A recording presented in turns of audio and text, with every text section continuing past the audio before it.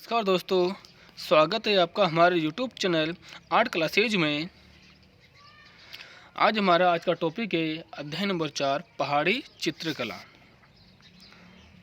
पहाड़ी चित्रकला के अंतर्गत हम देखते हैं कि 20वीं शताब्दी में यानी कि 20वीं शताब्दी के आरंभ में पंजाब और हिमाचल यानी उत्तरी भारत में जो पंजाब और हिमाचल प्रदेश है, जो पहाड़ी क्षेत्र हैं,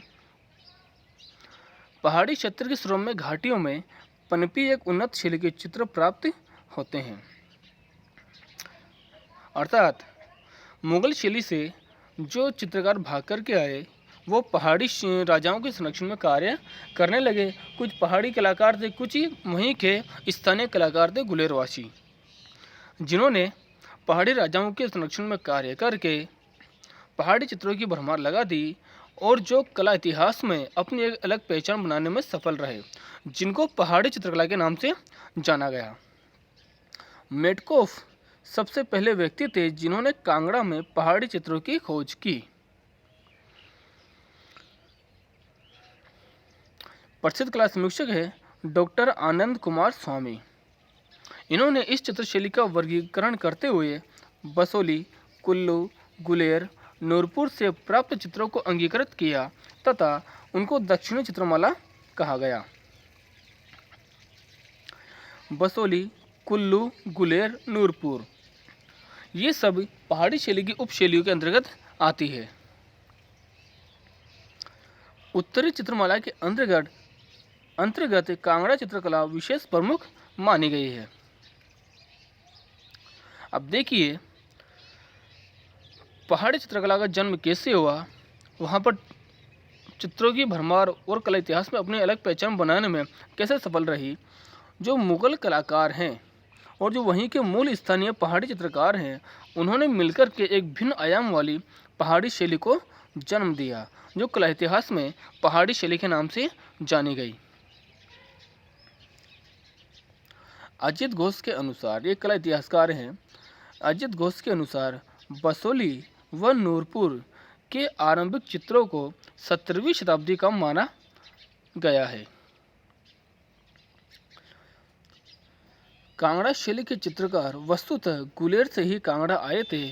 पूर्व में यह चित्रकार गुलेर में ही चित्रण कार्य कर रहे थे। हुआ क्या कि पहाड़ी शैली का जो सर्वप्रथम प्रारंभ होता है वो होता है गुलेर से, लेकिन उसकी इतनी पहचान नहीं थी और कांगड़ा शैली में राजा संसार चंद के समय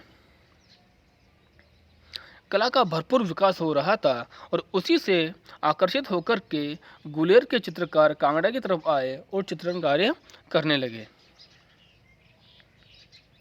गुलेर के चित्रकारों का कांगड़ा की तरफ आने का मुख्य कारण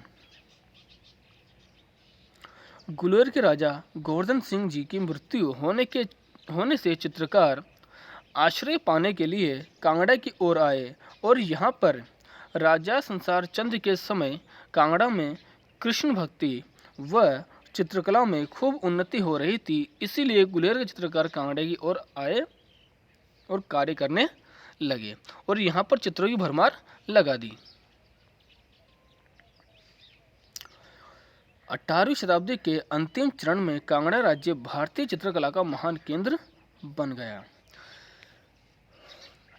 यानी कि पहाड़ी राजाओं के संरक्षण में वहाँ के जो स्थानीय कलाकार थे और मुगल शैली से कुछ कलाकार भाग करके आए थे, उन्होंने मिलकर के पहाड़ी शैली में चित्रों की भरमार लगा दी और वो कला इतिहास में एक अलग पहचान बनाने में सफल रही, जिसको पहाड़ी चित्रकला के नाम से जाना गया।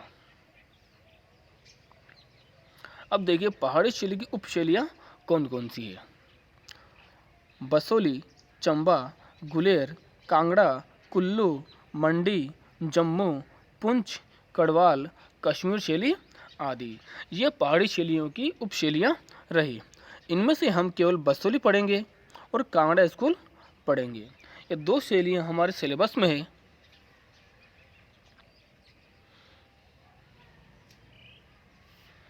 अब देखिए यहाँ पर जो पहाड़ी शैली की उपशैलियाँ रही, जहाँ पर चित्रकला का भरपूर विकास हुआ और किन राजाओं के समय, जैसे कि बसोली में राजा कृष्णपाल के समय कलाओं की भरपूर उन्नति हुई। ग्वालियर में गोवर्धन सिंह के समय चित्रों का भरपूर निर्माण हुआ। चंबा में था उम्मेद सिंह, इनके समय कलाओं की भरपूर उन्नति हुई।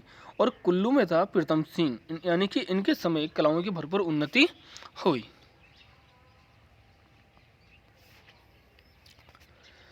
पहाड़ी चित्रों के मुख्य विषय में वैष्णव धर्म का प्रमुख स्थान रहा है। ये ध्यान रखना कि पहाड़ी शैली में जो मुख्य विषय रहा है वो रहा है वैष्णव धर्म, और उसी से प्रभावित होकर के कृष्ण और राधा का चित्रण नायक नायिका के रूप में किया गया, उनके रस लीलाओं का वर्णन किया गया। और यही हम देखते हैं राजस्थानी शैली में। राजस्थानी शैली में भी राधा कृष्ण को लेकर के, उनकी रस लीलाओं को लेकर के चित्रों का निर्माण किया गया है, और वैसा ही कार्य पहाड़ी शैली के कलाकारों ने भी किया।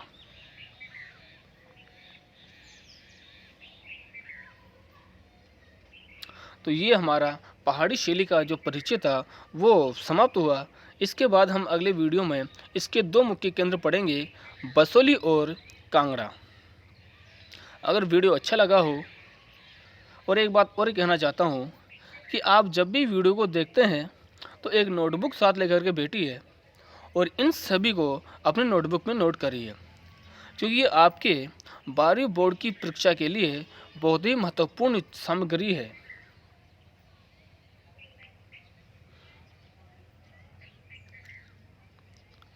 ओके, धन्यवाद।